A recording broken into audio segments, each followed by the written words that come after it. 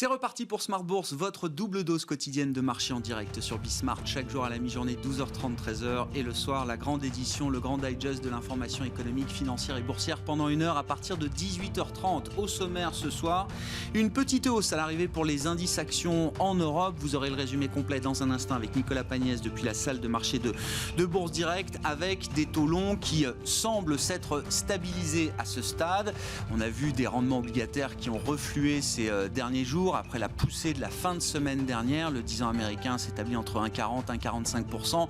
Stabilisation également des taux européens après une prise de parole forte d'un membre influent de la Banque Centrale Européenne, l'italien Fabio Panetta, membre du directoire de la BCE, qui avait remplacé le français Benoît Cœuré, qui, dans un discours, ne laisse aucune place à l'ambiguïté. La politique monétaire de la BCE doit se définir comme étant harder, faster, stronger, better, pour reprendre un titre bien connu de Daft Punk. C'est cité par Fabio Panetta lui-même, qui appelle donc très clairement aujourd'hui à un degré supplémentaire d'accommodation, d'assouplissement dans la politique monétaire de la Banque Centrale Européenne pour faire rebaisser les taux longs. On a vu que les réactions de la BCE n'étaient pas franchement favorables à ce mouvement de remontée des rendements obligataires qu'on a vu également sur la partie européenne. Voilà pour le gros sujet du jour. On en parlera avec nos invités de Planète Marché dans un instant. L'autre thème, c'est Danone. Est-ce que le marché a un problème avec le statut d'entreprise à mission de Danone? Est-ce que les problèmes sont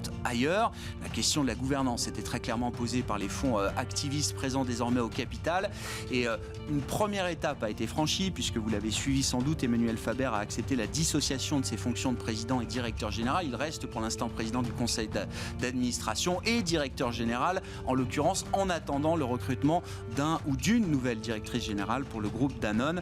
Un ajustement de la gouvernance qui n'a pas franchement convaincu les marchés, puisque le titre Danone doit reculer d'environ 2% aujourd'hui sur le marché parisien. Enfin, dans le dernier quart d'heure de Smart Bourse, on parlera de stock picking avec un sélectionneur de valeur. Est-ce que l'environnement de marché est propice aujourd'hui au stock picking? C'est Sébastien Lemonnier d'Inocap Gestion qui sera avec nous en plateau à 19h15 pour répondre à cette question.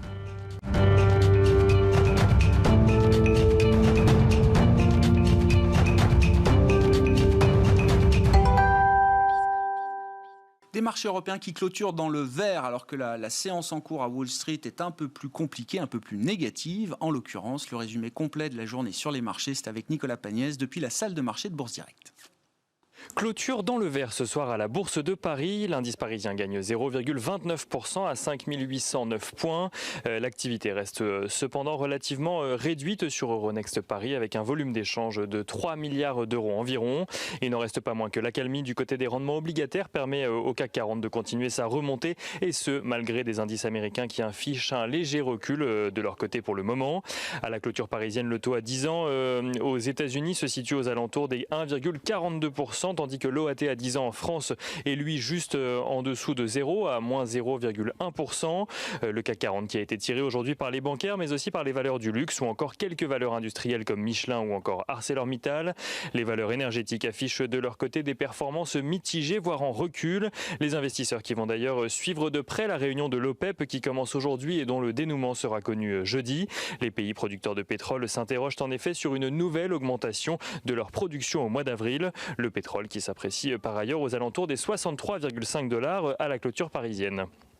Les investisseurs qui ont également en tête l'alerte donnée par le président de la commission chinoise de régulation bancaire et de l'assurance. Ce dernier a déclaré cette nuit être très préoccupé par des risques de bulles sur les marchés actions américains et européens qui viendraient à se répandre sur les marchés chinois. Selon lui, ces phénomènes sont alimentés par des marchés qui progressent sans lien avec l'économie réelle, soutenus par des politiques monétaires ultra accommodantes, un mécanisme qui tôt ou tard risque de voir les marchés corriger, selon lui, une correction qui aurait un impact sur plusieurs marchés asiatiques.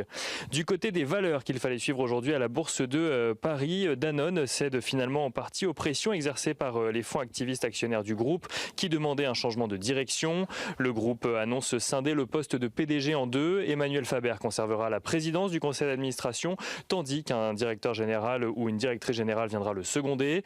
Un poste dont le recrutement est lancé dès à présent. Le board du groupe réuni hier a par ailleurs renouvelé son soutien aux dirigeants actuels et à son projet de réorganisation Local First, projet visé également par les fonds Bluebell Capital et Artisan Partners.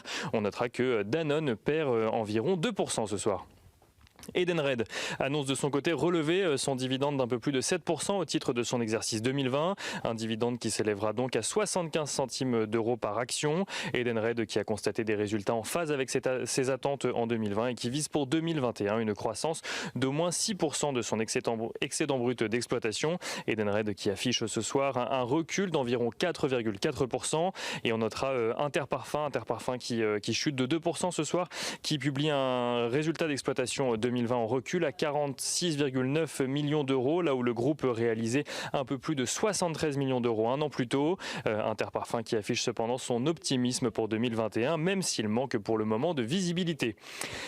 Demain, les investisseurs auront un programme chargé à la Bourse de Paris. Ils découvriront tout d'abord les indices PMI dans le secteur des services en Europe, ainsi que l'indice ISM aux États-Unis pour le mois de février. Aux États-Unis toujours, l'indice emploi ADP dans le secteur privé sera publié pour le mois de février, ainsi que le livre beige de la Fed à 20h. Côté entreprise, Vivendi et Stellantis publieront leurs résultats annuels. Deux publications attendues par les investisseurs après la scission entre Universal Music Group et Vivendi d'un côté, mais aussi avec la fusion entre Fiat Chrysler et Peugeot qui a donné Stellantis. Nicolas Pagnès qui nous accompagne en fil rouge tout au long de la journée sur Bismart depuis la salle de marché de Bourse Direct.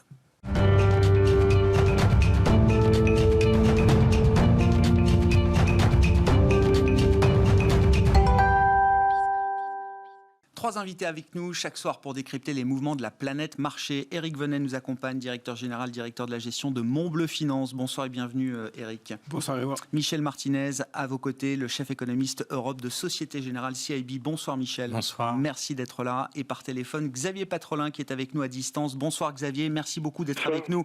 Au bout du fil, vous êtes le président d'Albatros Capital. Michel, le narratif sur les taux et donc sur l'inflation évolue assez vite depuis quelques semaines maintenant. Je rappelle qu'il y a quelques semaines à peine, quelques mois peut-être, l'idée du lower for longer, c'est-à-dire que l'idée que les taux allaient rester au plus bas pour l'éternité, en tout cas jusque là où l'exercice de prévision peut nous emmener, était une certitude de marché qui était rock solide, sur laquelle personne n'osait apporter de contestation. Ce narratif est un peu écorné quand même depuis quelques jours et on a vu ces mouvements de taux et de taux réels notamment prendre forme la semaine dernière. Comment est-ce qu'on en est arrivé là, Michel ? Je dirais que les taux ils restent quand même bas, historiquement bas, en particulier en zone euro. En moyenne, les taux d'intérêt à 10 ans sur les obligations souveraines, ils sont à 0. Donc ça reste très très bas. Ce qui est en train de se passer, c'est juste une normalisation de l'inflation après, en 2021, après une année 2020 où l'inflation était basse, aussi pour des raisons un peu techniques, artificielles, donc liées au Covid. Le prix du pétrole aussi l'an dernier qui a touché un point bas historique, il a même été négatif quelques jours. Ou quelques heures. Et donc, on a un effet de normalisation et un effet de rattrapage du niveau des prix qui est en train de se passer maintenant. Et donc, ça, forcément, ça a un impact sur les marchés de taux d'intérêt à long terme. Ça, c'est la première chose qui est en train de se passer. Cet effet-là va continuer tout au long de l'année 2021. On va avoir en zone euro une inflation aujourd'hui autour de 1%.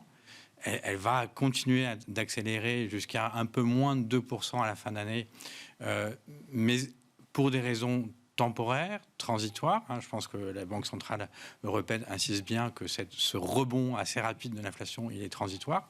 Après, l'inflation devrait revenir sur la ligne des 1% l'an prochain, qui est grosso modo la tendance de l'inflation domestique. Ça, c'est le premier effet. Il y a un deuxième effet qui est le thème de la réflation, les finances publiques, en particulier le stimulus budgétaire, surtout des États-Unis.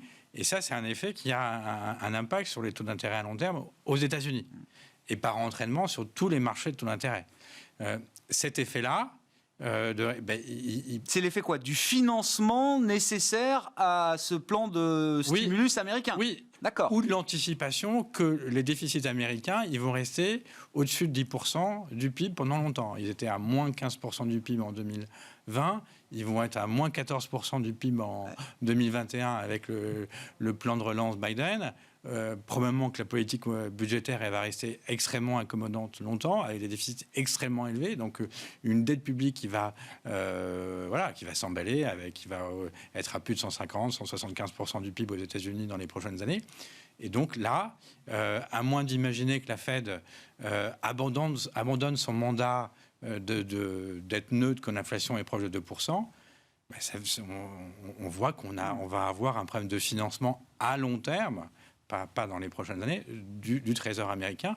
Et ça veut dire une normalisation des taux d'intérêt obligataires mondiaux, et ça va avoir des répercussions aussi à long terme sur la zone euro. Donc ce qui se passe aujourd'hui, quand on prend la dynamique des taux, c'est tout à fait normal. Vous, en tant qu'économiste, vous mettez pas d'alerte sur ce qui se passe là depuis quelques jours, quelques semaines. Si on imagine un monde où aux États-Unis, l'inflation revient vers 2%. Peut-être pas tout de suite, pas cette année, mais en 2 ans, 3 ans. C'est ce que les marchés, spécialistes de l'inflation, sont en train d'anticiper. Quels doivent être les taux d'intérêt à long terme aux États-Unis? Ils doivent être à 10 ans à 3,5, 4, 4,5, entre 3,5 et 4,5 selon les... Voilà. Et donc là, on est à 1,5. On voit que la trajectoire, elle va aller vers ça, si on est tous convaincus que les économies vont se normaliser, donc réouverture de l'économie après la fin de l'épidémie, que l'inflation va revenir à des niveaux plus normaux. Alors la norme, c'est proche de 2% aux États-Unis, c'est ce qu'on a observé dans le passé. En zone euro, il y a quand même plus de doutes que la norme soit 2%. La tendance des dernières années, c'est plutôt 1%. Mais par effet d'entraînement, même si l'inflation en zone euro resterait proche de 1%, par effet d'entraînement venu des États-Unis, sachant qu'il y a un écart entre les États-Unis et la zone euro, les bons du Trésor, les taux des obligations souveraines en zone euro doivent aussi augmenter. Alors, donc, ça, c'est le sens du voyage. Mais visiblement, on se demande si ça ne va pas un peu trop vite. Mais oui, ça va vite. Michel, allez-y, et puis Eric. Oui, mais est-ce que... Je sais pas s'il est un peu trop vite. Moi, aujourd'hui, j'ai l'impression qu'à 0% en moyenne, les taux des obligations d'État, ils restent quand même extrêmement favorables. Après, la question, c'est une question, je dirais, de volonté, de politique, monétaire. Quel est le niveau suffisamment favorable des conditions financières, en particulier les marchés souverains? C'est quoi la jauge? Il y a quelque chose d'assez discrétionnaire. Vous avez cité Panetta. Panetta, visiblement, il estime qu'à 0, c'est déjà trop. C'est déjà trop. Ouais. Il faudrait plutôt moins 0,20 ou moins 0,25. Ouais. Mais bon, entre moins 0,20 et 0, ça reste historiquement extrêmement accommodant. C'est ça. Et il faut savoir que normalement, si on espère tous que les économies vont se réouvrir rapidement, et on espère tous aussi que les tendances économiques vont revenir à la normale. Donc pour la zone euro, ça veut dire des taux d'intérêt qui sont plus élevés que ce qu'on a observé depuis 2 ans. Quoi. Et donc c'est une bonne nouvelle. Et donc n'ayons pas peur. C'est ce que vous dites, Michel? Oui, n'ayons pas peur. Ouais. Oui, mais c'est vers là où on doit aller. Après, en termes de timing, je comprends aussi que la Banque centrale considère qu'on est encore dans une récession, que la pandémie n'est pas finie, probablement que la zone euro va rester avec les traces de la pandémie jusqu'à la fin de l'année, et donc c'est pas le moment de durcir les conditions financières. Ça, c'est un argument qu'on entend. Bon, Eric, alors la démonstration économique est très claire, hein, on a le sens du voyage, même Michel nous donne un niveau pour les taux américains si on complète complètement la reprise et qu'on retrouve un rythme de croissance normal aux États-Unis. Pourquoi est-ce que néanmoins ce sujet, et on l'a vu encore sur les séances de fin de semaine dernière, pourquoi ce sujet-là provoque des tensions, des crispations, des questionnements, et quelle est la frontière qui délimite un scénario de normalisation graduelle dans lequel les marchés s'étaient installés, d'un scénario d'emballement, de surchauffe, où là tout commence à se dérégler et pas forcément pas forcément dans le bon sens pour les marchés, pour les investisseurs. Mais c'est la question de l'année, en fait. C'est-à-dire qu'en fait, après, faut distinguer l'Europe et les États-Unis qui ne sont pas au même niveau de conjoncture, comme vous l'avez dit. En fait, en Europe, pour faire simple, il faut absolument que les taux ne bougent pas. On n'est pas sorti de l'auberge. Aux États-Unis, on repart. Et en plus, on va y remettre du carburant, puisque quand même, il y a les plans qui arrivent pour dépenser un peu plus. Sachant d'ailleurs qu'on ne sait pas très bien combien de cette somme sur les 1900 milliards, et puis le plan après d'infrastructure, va s'adresser à l'économie, puisque on est dans une économie qui accélère. On ne sait pas. Donc il y a première chose, côté inflationniste, de la relance. Est-ce que ça va se traduire par une surchauffe agressive et puis après se normaliser ou pas? Il y a déjà la première. Et puis le timing, on peut pas le savoir parce qu'en fait, on normalise. Pendant très longtemps, on a été sous perfusion, et donc il faut laisser le marché se normaliser, trouver le taux d'équilibre. On sort des taux, on ne sait pas vraiment quel est le marché d'équilibre. C'est ça le problème. C'est que le marché va toujours très vite. Et puis quand vous êtes gérant, mais vous voyez que les taux remontent à la vitesse, il faut sortir de vos obligations assez vite et vous entretenez le mouvement. Donc par définition, un marché n'est jamais... il surréagit toujours. Ouais. Donc, on va avoir des coups de surchauffe comme ça pendant un certain temps. Trouver le bon équilibre, ça nécessite pour le marché de passer par des phases d'excès, d'exagération. Faut tâtonner. C'est un jeu avec la Banque centrale parce que la Fed doit effectivement refaire monter les taux d'intérêt pour normaliser un côté inflationniste et puis aussi pour pouvoir donner du rendement à toutes les émissions qu'on doit émettre. À tous les étrangers qui vont devoir acheter de la dette américaine, c'est ça ? Exactement. Et puis aussi pour capter une partie des capitaux mondiaux, parce que quand vous avez des taux à zéro, tout le monde va sur les actions. Vous savez, bon, voilà. Et là, il va falloir... On a créé des bulles un peu partout. L'année dernière, c'est Bitcoin, enfin, il y en a partout. Et c'est signe de volatilité. Donc, ce qu'il faut, c'est en même temps pouvoir remonter globalement les taux pour attirer enfin des capitaux dans le marché obligataire. Mais aujourd'hui, vous détenez des emprunts obligataires, vous avez intérêt à les vendre, puisque de toute façon, vous savez que le sens, c'est que vous allez perdre. Jusqu'au moment où l'équilibre il sera, au moment où, moi je dis, à ce taux-là, j'achète, parce que ça devient intéressant de pouvoir retrouver un portefeuille équilibré entre les actions et les obligations. Et à ce taux-là, 2, 2,5, 3, j'en sais rien, auquel j'achète des obligations à nouveau pour le rendement. Et donc, ça sera l'équilibre. Autant, effectivement, sur la zone euro, c'est pas le sujet. On comprend que la BCE essaye de retenir au maximum ce mouvement de remontée des rendements obligataires. Mais sur la partie américaine, vous dites finalement, tactiquement, en termes de risk management, la Fed a plutôt raison de laisser ce mouvement vivre aujourd'hui. C'est ce qui a frappé les esprits dans la communication de Jérôme Powell et de ses confrères, consoeurs de la Banque centrale américaine la semaine dernière.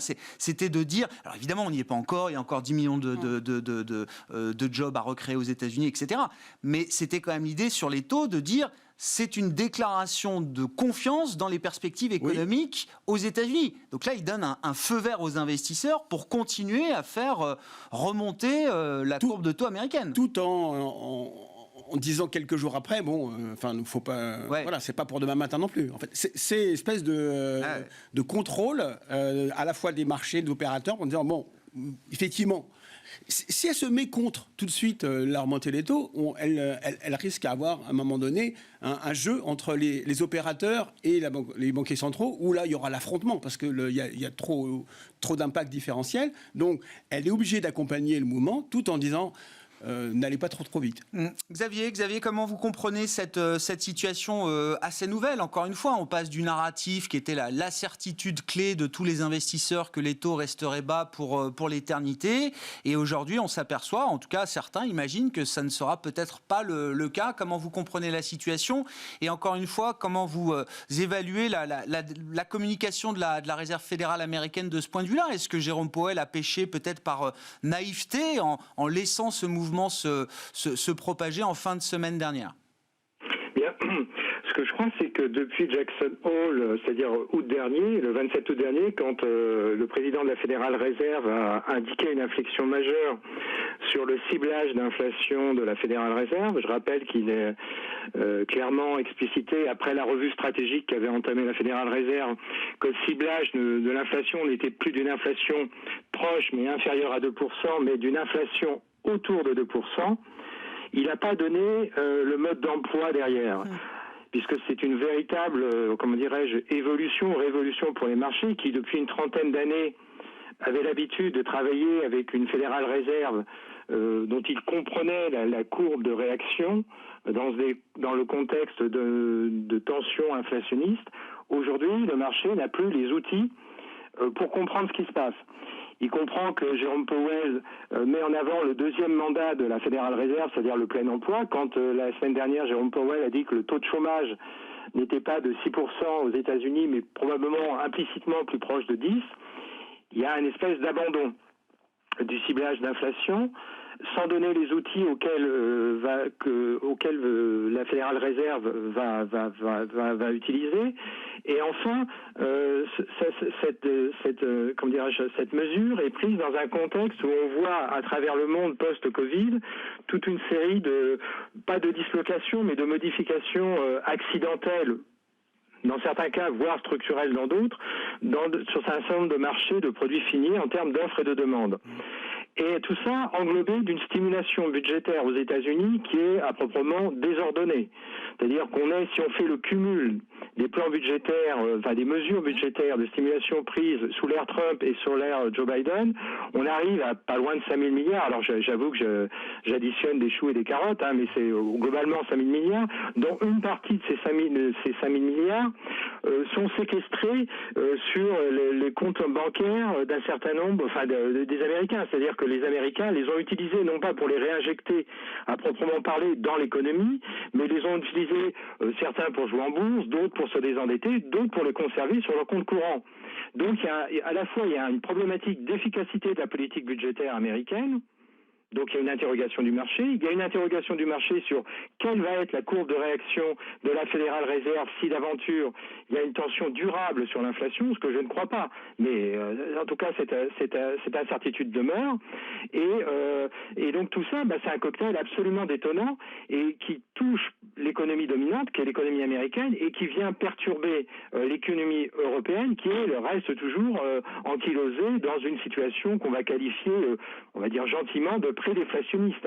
Donc c'est pour ça que les gouverneurs de la Banque Centrale Européenne montent au créneau, parce que eux, la situation de part et d'autre de l'Atlantique est, j'allais dire, diamétralement opposée. Elle n'a strictement rien à voir. D'un côté, on est en situation, je vais dire le terme entre guillemets, pré-inflationniste, même si c'est pas la République de Weimar, même si c'est pas l'inflation des années 70. Et puis en Europe, on est toujours ankylosé dans une situation pré-déflationniste, très japonisante d'une certaine façon, avec comme seule variable d'ajustement la politique monétaire qui doit se porter garante des émissions des États européens, et probablement des déficits budgétaires qui vont devoir s'accumuler. Et accumuler les déficits budgétaires en Europe va à un moment poser une question de cohésion entre les frugaux et les dépensiers. Et ça, c'est un problème mais pas pour l'instant, je vous rassure, mais c'est un problème que devront traiter les Européens d'ici 12 à 18 mois. Et ça se fera peut-être dans un contexte politique, d'élection politique, j'entends, en Allemagne probablement sur le deuxième semestre et en France sur le premier semestre de l'année prochaine, qui va là aussi occasionner pour les marchés obligataires peut-être une remontée des volatilités. Donc on a de bonnes raisons de voir la volatilité des taux d'intérêt souverains, j'entends, se ranimer à la fois sous les incertitudes qu'a ouvert le discours de Jackson Hole et qui n'a pas du tout été affiné par Jérôme Powell, et puis sur les incertitudes sur la croissance tendancielle de l'économie européenne. Michel Martinez, le mot-clé que vous avez prononcé sur l'inflation, c'est transitoire. Oui.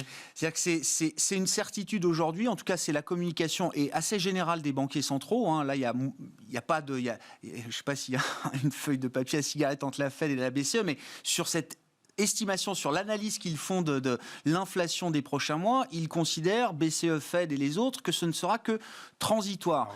Comment on bâtit cette certitude, et est-ce que néanmoins, dans un scénario alternatif, peut-être auquel certains se préparent, il y a des ingrédients mis bout à bout qui peuvent laisser entendre que ce transitoire pourrait être peut-être plus durable que ce qu'on imagine, Michel. Il n'y a pas de certitude absolue. Après, il y a des raisons un peu techniques. Alors, dans le jargon, on parle d'effet de base. Je citais le prix du pétrole. Le prix du pétrole, il était à $30 en moyenne au printemps 2020. s'il reste toute l'année au niveau de 60-65 $, on voit on double, en tout cas en dollars, le prix du baril. Et donc la composante énergie va faire X dizaines de %.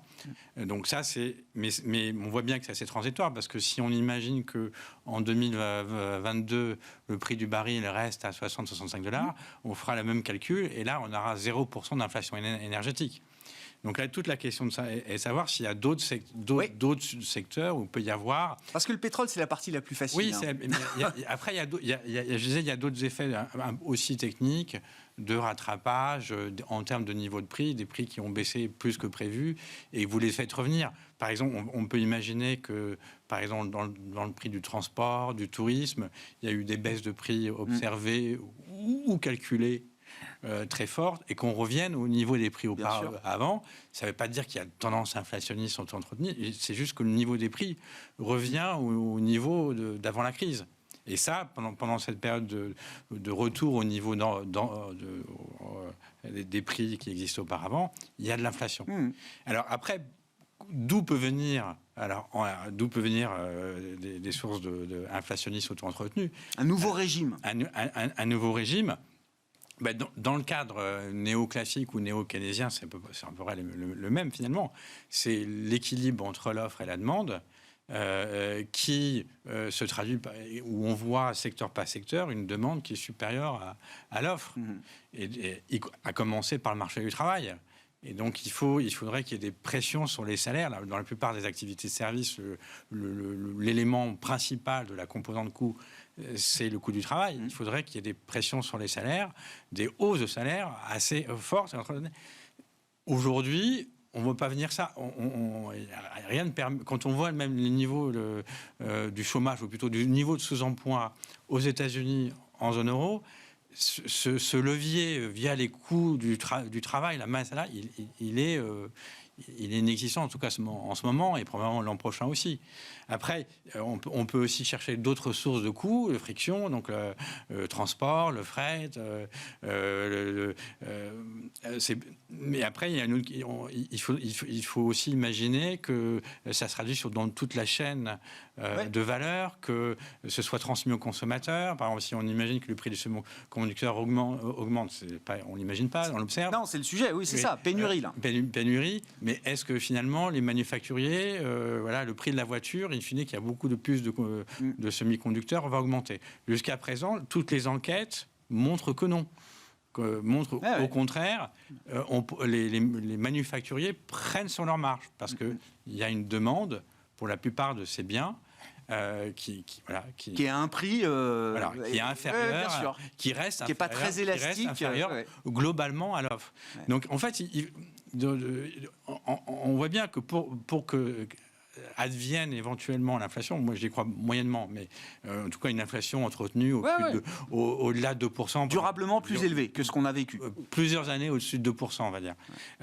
Il faut qu'il n'y ait plus d'excès de capacité dans l'ensemble de l'économie, et il faut qu'il y ait un marché du travail qui soit très tendu, sachant que ce qu'on avait observé avant la crise, c'est qu'on avait des marchés du travail qui étaient tendus aux États-Unis, au Royaume-Uni, même en zone euro, où on avait touché les plus bas en termes de taux de chômage, quelles que soient les mesures, et on n'avait toujours pas d'inflation salariale. C'est vrai. Toujours pas. Donc, si ça se reproduit, ça veut dire qu'avant qu'advienne cette inflation salariale, il faut probablement beaucoup de temps. Il y a une latence très forte. Voilà. Une fois qu'on a dit ça, Michel, j'en reviens à la position, à la communication des banques centrales. Mais par contre, encore une fois, là, une normalisation des niveaux de prix et un retour de l'inflation au niveau qu'on avait connu avant la crise, c'est tout à fait envisageable, c'est même souhaitable, et c'est probablement ce qui va se passer. Est-ce que maintenir en l'état la communication et la position des banques centrales, est-ce que c'est suffisant pour franchir ce moment ce petit choc inflationniste, cette bosse d'inflation transitoire, qui est le reflet du trou d'air, évidemment, qu'on a eu l'an dernier, les effets de base, etc., on a bien compris. Est-ce que la communication d'une banque centrale comme la Fed, de dire moi je reste accommodante, 120 milliards par mois, et la BCE, il faut qu'on maintienne les conditions financières en l'état. Est-ce que c'est suffisant pour garder le contrôle quand même sur la courbe des taux? ou est-ce qu'il faudra qu'une communication plus agressive pendant ces mois, ces trimestres de petits chocs inflationnistes? Pour l'instant, alors c'est vrai qu'il y a une forte volatilité quand on travaille sur les marchés financiers, finalement, quand on gère des portefeuilles obligataires ou des actions très, très dépendantes des niveaux de taux. Effectivement, on voit cette volatilité tous les jours. Mais encore une fois, quand on regarde, on fait une perspective de long terme, et on regarde les niveaux des taux d'intérêt, je sais, vous faites une courbe sur 20 ans, les variations qu'on a On part de 10 jusqu'à 0. Quoi. Voilà, il faut être un peu, mettre un peu en perspective ce qu'on observe actuellement.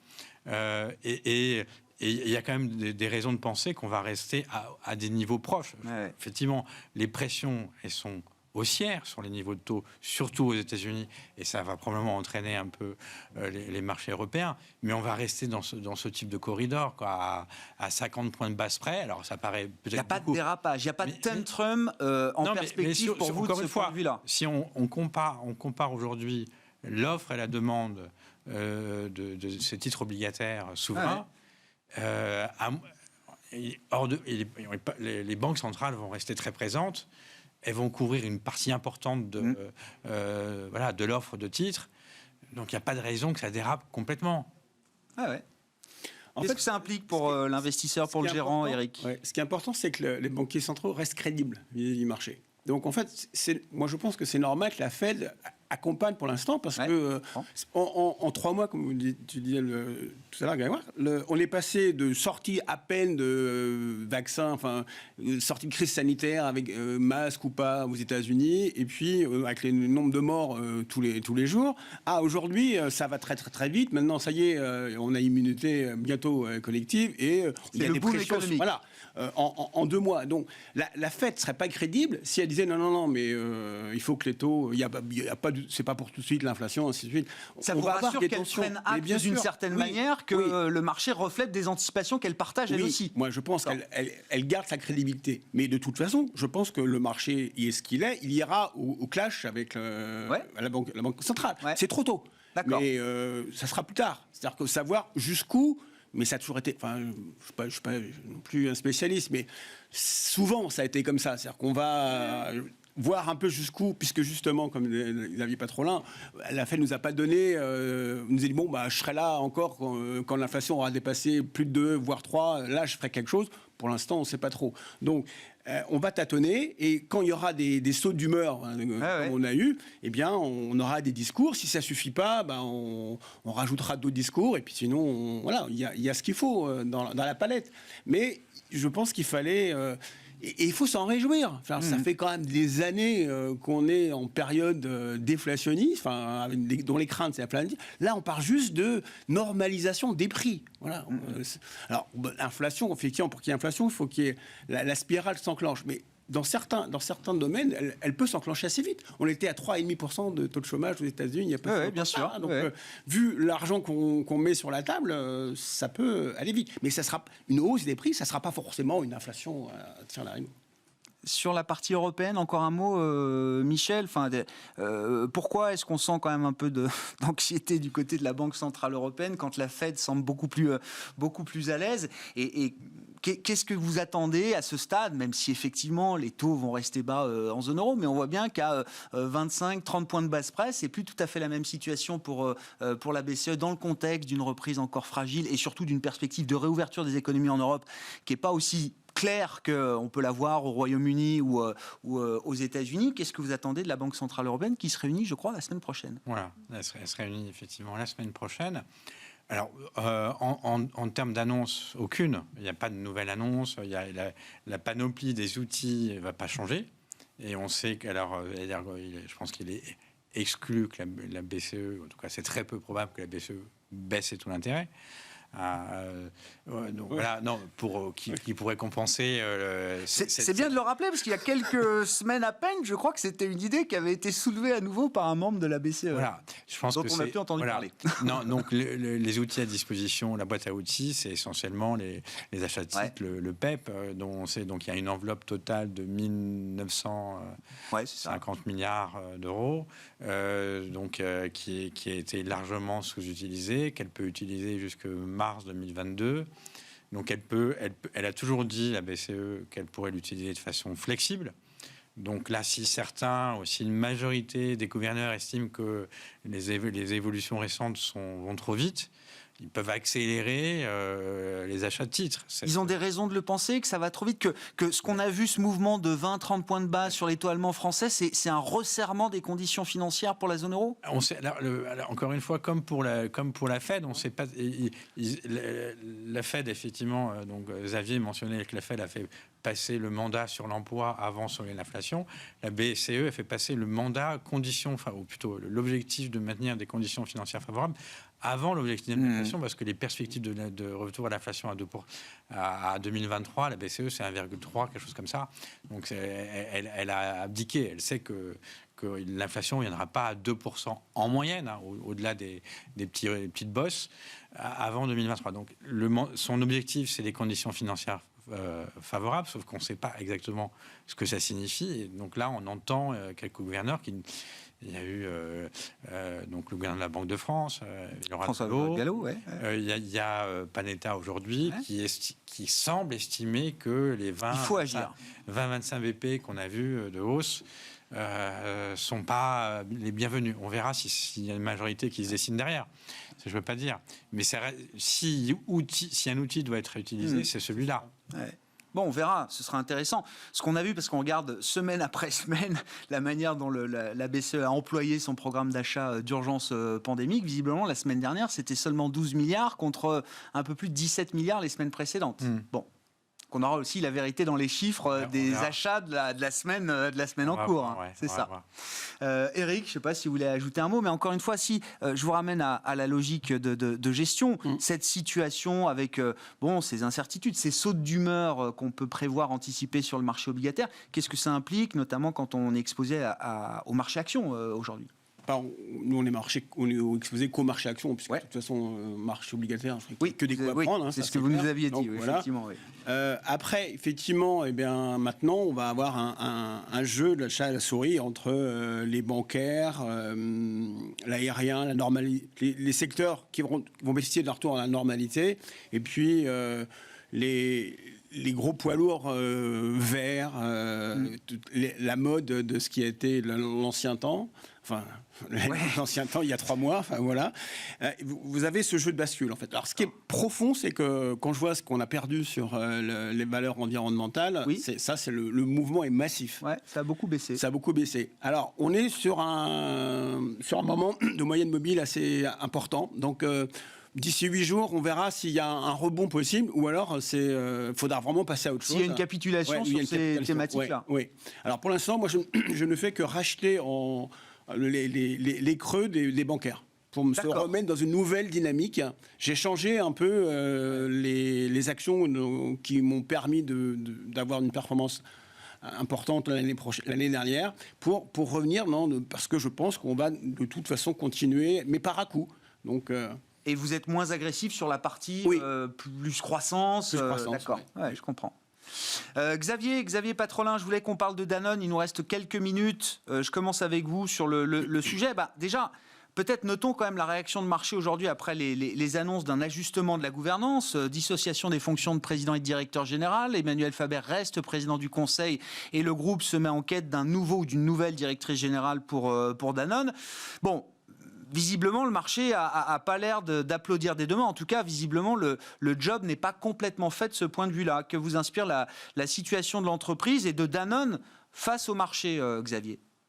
Non, je pense que le marché, notamment les activistes, souhaitaient le départ d'Emmanuel Faber et donc ils obtiennent le duopole, la dissociation entre la fonction de président et la fonction de directeur général.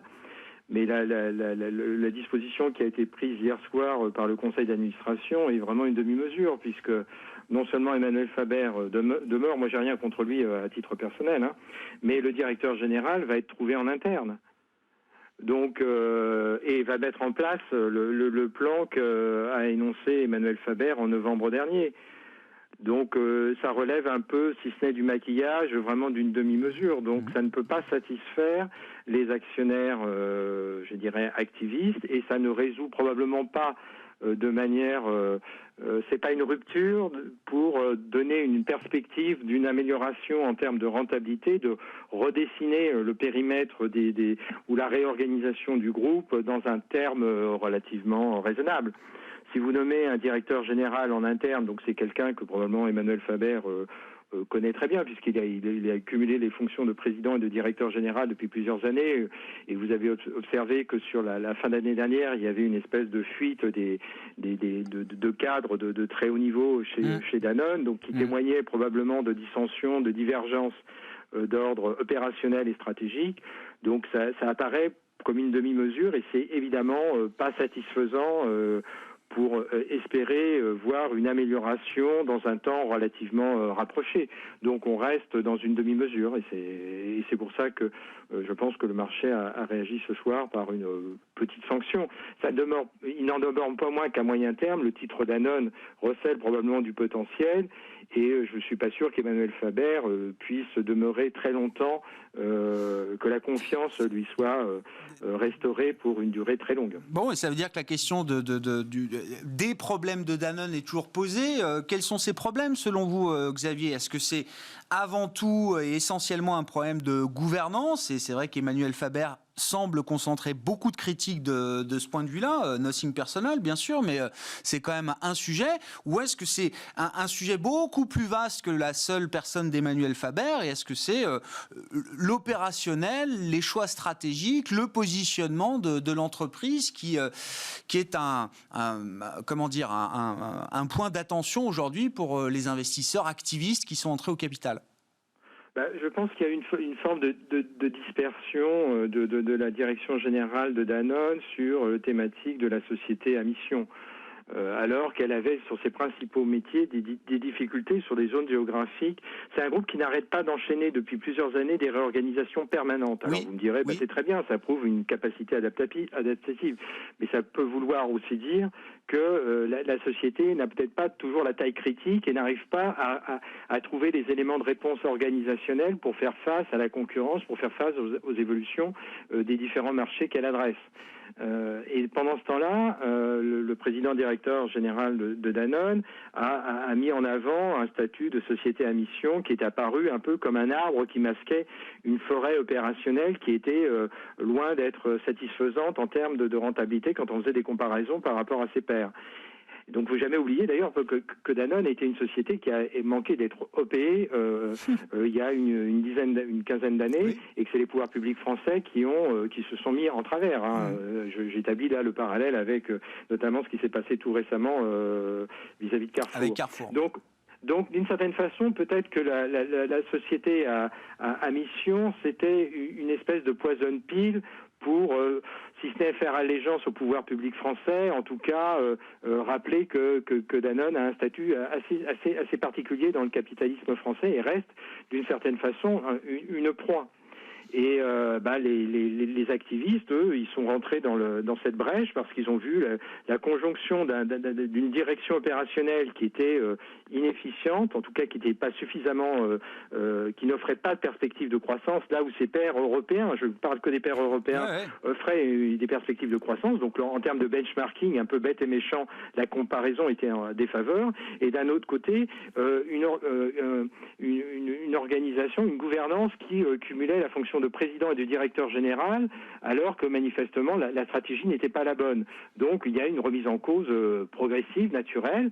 Je trouve que les éléments de réponse qui sont donnés à ce stade sont pas bons, et parler pour une société à mission en novembre dernier qu'il va falloir couper dans les coûts, améliorer la rentabilité, ça apparaît un peu comme iconoclaste d'une certaine façon. Donc on a une impression d'une dispersion stratégique, il faut remettre de l'ordre, il faut remettre l'église au centre du village, remettre de l'ordre dans la maison, et je suis pas sûr que la configuration qui a émergé hier soir soit la meilleure. On est probablement dans un entre-deux. Il y aura probablement d'autres évolutions. En termes d'investissement, non, il faut pas se précipiter, mais ça reste pour un investisseur de moyen terme, c'est probablement un profil rentabilité-risque qui commence à devenir intéressant. Une situation particulière, situation spéciale peut-être, diraient même certains, qui peut être intéressante. Il y aura une journée investisseur importante le 25 mars prochain pour pour Danone. Si vous voulez conclure sur le sujet Danone, le statut d'entreprise à mission, est-ce que c'est contradictoire avec la logique de marché Mais non, c'est pas non, c'est pas contradictoire. Donc c'est pas le sujet, c'est un faux sujet alors. C'est un vrai sujet de discussion, c'est-à-dire l'entreprise à mission. Est-ce que ça veut dire, on peut pas à la fois, comme dit l'intervenante, c'est que on peut reprocher d'une entreprise à mission, vous pouvez pas licencier. Ben si, c'est-à-dire qu'en fait, si c'est une restructuration, on peut pas à la fois demander, critiquer Faber en disant il y a un plan de restructuration avec licenciement, et puis après lui opposer le fait que Danone soit une entreprise à mission. C'est-à-dire, la problématique c'est que vous êtes une entreprise à mission, mais vous devez être irréprochable en termes de stratégie industrielle, enfin capitalistique, pour pouvoir accompagner et être irréprochable sur l'entreprise à mission, en fait. Et je crois que c'est intéressant comme cas. Est-ce que M. Faber se cache derrière cette entreprise à mission, ou simplement, voilà, Danone est une entreprise à mission, tant mieux, et puis s'il a été le porte-étendard d'un mouvement, eh bien, tant mieux. Après, il faut distinguer les deux choses. Si on doit lui reprocher un problème de gouvernance et de stratégie, reprochons-lui, mais faut peut-être pas forcément lier les deux. Parce que c'est pas la même. On peut être à la fois entreprise et mission et puis avoir une stratégie correcte. Et puis, comme me le rappelait encore une fois un gérant, je le répète, et ça transparaissait aussi à travers les propos de Xavier, le marché n'a pas un problème avec Danone depuis que le groupe a adopté son statut d'entreprise à mission. Ça fait des années que le marché a un problème avec Danone, comparé notamment à Nestlé, Unilever ou d'autres. Bon, Danone qui aura baissé de 2% ce soir, une des plus fortes baisses du marché parisien. On s'arrêtera là. Merci beaucoup, messieurs, pour avoir été avec nous ce soir. Partagez vos analyses, vos réflexions dans Planète Marché sur Smart Bourse. Éric Venet, directeur général de Montbleu Finance. Michel Martinez, le chef économiste Europe de Société Générale CIB. Et Xavier Patrolin qui était avec nous par téléphone, le président d'Albatros Capital.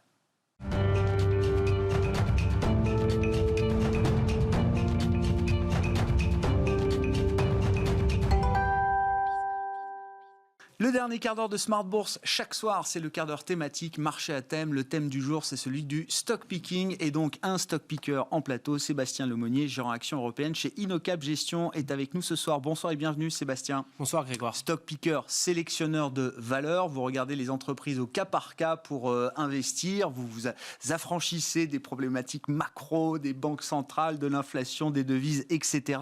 Pourquoi est-ce que l'environnement du moment est propice au stock picking ? Tout le monde le dit.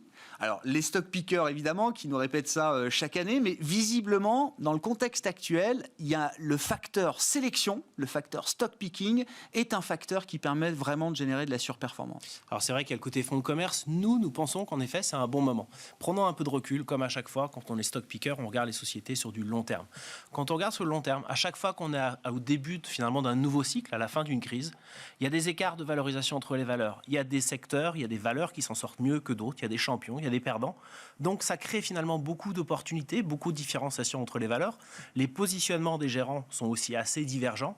Et donc à partir de là, c'est un univers exceptionnel avec des opportunités. À chaque fois qu'il y a une crise exceptionnelle, il y a des opportunités exceptionnelles. C'est la même chose. On l'a déjà vu en 2020.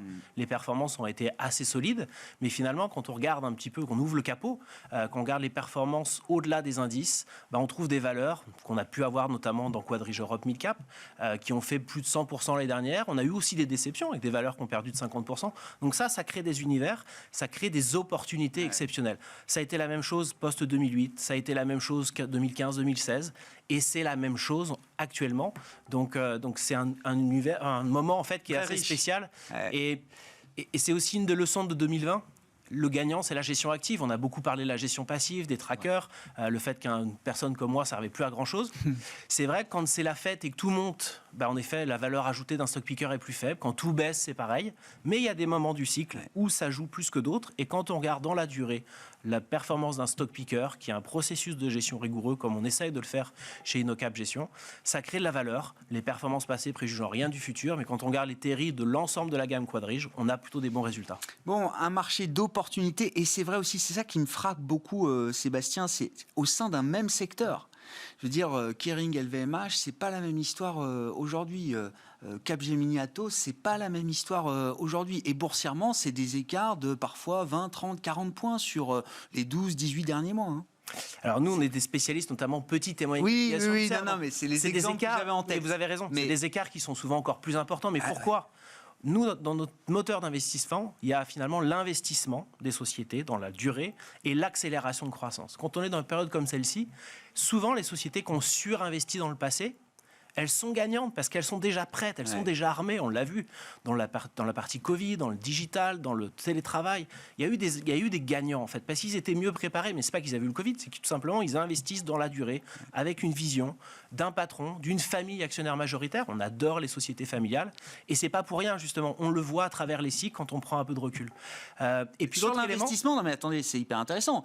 C'est des boîtes parfois à qui on a reproché dans le passé de trop investir en permanence. mais on revient au stock picking. C'est là où souvent les anciennes stars peuvent être déchues à certains moments donnés. Les déchus à certains moments donnés deviennent des stars. Nous, on a eu des bonnes performances, je le rappelais tout à l'heure, sur la durée, mais on peut avoir des années difficiles. 2018 l'a été. Il faut rester humble justement dans ces cas-là. Mais aujourd'hui, beaucoup de nos convictions sont finalement des déchus de 2018. Et pourquoi ? Parce qu'elles ont optimisé leurs coûts, elles ont fait des surinvestissements, mais qui gagnent aujourd'hui. Et le deuxième élément après les investissements, c'est l'accélération de croissance. Quand on est en réouverture de l'économie, la croissance accélère. Mais finalement, il faut se concentrer sur ceux qui accélèrent le plus. C'est le cœur de notre processus d'investissement chez InnoCap. Comment vous définissez les thèmes qui guident vos investissements aujourd'hui, sachant qu'effectivement, vous allez dans la sélection de valeurs, Sébastien, mais les grandes idées, les grands thèmes qui guident vos investissements, et comment est-ce qu'on peut les incarner là, à travers quelques exemples ? Alors, Stock Picker essaie toujours d'avoir beaucoup de bon sens. Il ne regarde pas forcément les bruits de marché, mais en même temps, c'est là où le Stock Picker a évolué. Il faut aujourd'hui, c'est plus un marathon finalement. Notre approche, d'ailleurs, elle est assez différente de ce qui peut exister. On ne fait pas du buy and hold. On a une gestion très active, parce qu'aujourd'hui, déjà 80% des trades se font par des ordinateurs. D'où aussi l'importance de la gestion active, regarder les fondamentaux, mais aussi les flux des sociétés, les positionnements. Aujourd'hui, nous, on a essayé de prendre du recul. On s'est aussi servi de ce qu'on a pu voir, par exemple, à la fin du premier déconfinement. Si vous vous rappelez, dernière semaine de mai, première semaine de juin, des performances sur certaines valeurs exceptionnelles. On n'était pas positionné, on avait un peu le positionnement un peu consensuel comme tout le monde, je vous le disais tout à l'heure, c'est pas forcément là où le stock picker a le plus de valeur ajoutée, mais c'est en sortie de crise. Par contre, dès qu'on est arrivé sur le deuxième semestre, on a eu la conviction en fait qu'on était rentré dans un nouveau cycle. C'est très simple, hein. Banque centrale dans le monde entier qui manœuvre, même la BCE qui fait de la Fed, donc c'est vraiment un changement structurel, des plans de soutien, des plans de relance, et puis finalement au deuxième semestre, chaque jour qui passait, on était plus proche d'une solution vaccinale. Donc la visibilité, le marché anticipe à 6 mois, donc c'était notre conviction. C'était peut-être un peu osé, mais on est là, justement, on est des stock pickers, donc c'est pour ça qu'on fait ce travail. Ce qu'on a pu voir justement, c'est qu'on s'est servi de ça comme un faux départ en quelque sorte, et on a essayé de sélectionner des valeurs qui en fait avaient beaucoup rebondi, mais qui cochaient toutes nos cases en termes de leadership, en termes de famille actionnariale avec une vision à long terme, en termes d'investissement, en termes d'accélération de croissance, en termes finalement de best in class. C'est ce qu'on essaye d'avoir dans un concentré de portefeuille de 30-40 valeurs. Et donc on a identifié 3-4 thèmes. Les principaux finalement c'était celui que je préfère en général, et je l'ai déjà eu en fait en 2009, c'est les petits tickets de consommation. Pourquoi ? Quand on est en période de cycle négatif, ce qu'on va couper en dernier, c'est souvent le petit ticket de consommation. Mais aussi, quand on va redémarrer certaines activités, ce qui va redémarrer le plus vite, c'est les petits tickets de consommation, parce qu'on peut reconsommer tout de suite. Exemple. Contrairement à 2019, là, on va repartir avec beaucoup plus de pouvoir d'achat, en moyenne, hein, j'entends, pour les ménages, que ce qu'on avait avant la crise. Alors, il y a ces plus gros tickets de consommation, mais par exemple, on l'a vu sur la fin du premier confinement. Qu'est-ce que les gens ont envie de faire aujourd'hui ? Aller au restaurant. Donc finalement, si j'ai des choses qui peuvent être exposées à ces industries-là, on peut trouver des opportunités. Donc peut-être on y reviendra, mais c'est là où on a cherché les idées. Ensuite, on n'est pas dans le match cyclique contre croissance défensive. Ouais. Pour nous, c'est plutôt best in class, au bon prix, au bon moment, avec l'accélération de croissance. Mais on a investi notamment sur des idées où on profite justement de surinvestissement dans le passé, de structures de coûts qui finalement ont été très optimisées. Et pour nous, aujourd'hui, c'est pas forcément la macro pour la macro, c'est plus les bonnes surprises potentielles sur la rentabilité. On l'a vu, les publications sont quand même bien entamées. On a souvent des très bonnes surprises sur la rentabilité des sociétés. Et donc, dès lors qu'on aura un peu de l'effet de levier opérationnel avec un peu plus de croissance, ça peut s'accélérer. Et on le voit sur les positionnements, c'est là où on regarde aussi les flux. Beaucoup de gérants, ce que je dis, je pense, c'est assez consensuel. Mais finalement, ce qui est important, c'est de faire ce qu'on dit. Et quand on regarde les portefeuilles des autres gérants, en fait, un peu dans le monde entier, parce qu'il faut justement, il ne faut pas regarder que ce qu'on fait, on se rend compte que ce positionnement n'est pas encore très existant. Beaucoup de cours ont remonté, mais c'est souvent des shorts qui ont été rachetés par les hedges, mais les flux longs ne sont pas encore venus. Donc ce qui nous fait penser qu'en fait on a des bonnes nouvelles à venir et on a une assez bonne confiance. Et puis le dernier, ça c'est le best in class, ça a toujours un bilan qui est solide. Ça fait quoi avec un bon bilan? Ça saisit des opportunités de consolidation. On parlait tout à l'heure, après une crise, il y a des forts et des faibles. Il y a des industries qui vont se consolider naturellement ou par croissance externe et c'est aussi ce qu'on recherche. Bon. Un exemple, parce qu'il nous reste moins de 2 minutes, Sébastien. Je sais, je suis bavard. Mais c'est parfait, mais là, on va avoir une pépite. Je vous ai parlé des cinémas, je vous ai parlé justement des restaurants. Tickets de consommation. Ticket, c'est une valeur italienne qui s'appelle Mar. Mar, c'est une société que je suis depuis 20 ans. C'est un peu plus d'1 milliard. C'était 1,6 milliard de chiffre d'affaires avant la crise. C'est un peu plus d'1 milliard cette année. Ils vendent en fait la nourriture aux restaurateurs en Italie. Ils avaient... Quand j'ai commencé à suivre la société il y a 20 ans, une part de marché de 6%. En 2009, ils en avaient 7-8%. Mais à chaque fois, la crise est un accélérateur de gain de part de marché. Avant la crise du Covid, ils étaient à 16% de part de marché. L'année dernière, dans un marché déclinant, ils ont déjà gagné 100 bips de part de marché. Donc nous, notre approche a été très simple. Avant la crise, c'est un titre qui valait 20,50 €, 21 €. C'est un exemple d'investissement, c'est pas une recommandation. Non, bien sûr. Le titre est tombé jusqu'à 12,50 €. On a essayé d'acheter entre les deux en se disant, le jour où ça va rouvrir, finalement, on peut revenir au moins au point de départ et peut-être si on gagne des parts de marché, on est conquérant. Assez marrant, en fait, en Italie, il y a un confinement, mais les restaurants sont ouverts jusqu'à 18h. Oui. Il y a eu la Saint-Valentin il n'y a pas très longtemps. Je ne sais pas si vous avez offert des fleurs à votre femme. Il y a eu un nombre record de réservations de tables de restaurants en Italie, à tel point que normalement un restaurant fait plus de 50% de son chiffre d'affaires le soir. Aujourd'hui, les restaurateurs en Italie, même avec ce couvre-feu de 18h en quelque sorte, ils font 70% du chiffre d'affaires d'avant. Alors, on a commencé à rouvrir et on achète cette valeur, on l'a acheté en fait avec une perspective de moyen terme. On a fait la même chose avec Kinépolis. Cinéma. Ça, c'est le cinéma, voilà, c'est des petits tickets de consommation. Donc, c'est des investissements qu'on aime bien et c'est ce qui nous permet aussi, en tant que stock picker, d'aller dénicher ces valeurs des petites et moyennes capitalisations boursières. Et même si tous nos comportements de consommation ne reviennent pas à la normale comme avant, vous dites il y aura toujours une existence pour Mar ou Kinépolis et il y aura toujours même peut-être la possibilité pour ces groupes-là de gagner des parts de marché. Je pense que vous irez au restaurant comme moi, qu'on va revenir. Sûr et certain. Et c'est là où justement il faut être très sélectif. C'est pas juste un thème, c'est à l'intérieur de ce thème. Qu'est-ce que j'achète? Le conquérant, celui qui accélère, celui qui a des fondamentaux plus solides pour gagner des parts de marché. Et finalement, sa franchise hier qui faisait 1,6 milliard de chiffre d'affaires, peut-être qu'elle fera 1,7 milliard, 1,8 milliard, 1,9 milliard, je ne sais pas. Mais mon pari, c'est que les parts de marché vont être gagnées et que c'est comme à chaque fois en fait une période de crise, une opportunité pour certains acteurs et donc pour certains stock pickers. Un marché d'opportunités. Merci beaucoup Sébastien. Sébastien Merci. Lemonnier qui était avec nous dans Marché à thème ce soir, le quart d'heure thématique de Smart Bourse chaque soir pour conclure l'émission. Sébastien qui est gérant action européenne chez Innocap Gestion. Ainsi se termine cette émission. On se retrouve demain évidemment en direct à 12h30 sur Bismart.